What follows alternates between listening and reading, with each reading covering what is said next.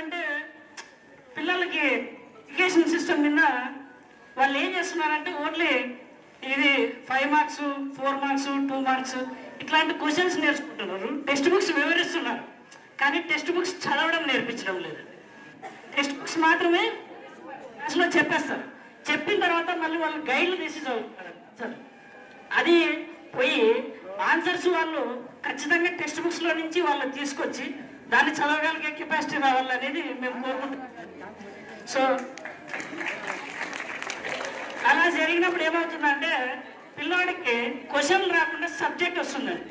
Subject వచ్చినప్పుడు అతడు బయటికి వెళ్ళి ఎలాగైనా బతకగలుగుతాడు. అలాంటి సబ్జెక్ట్ రాలేదు మన ఎడ్యుకేషన్ సిస్టమ్ ఫెయిల్ అవుతుందండి.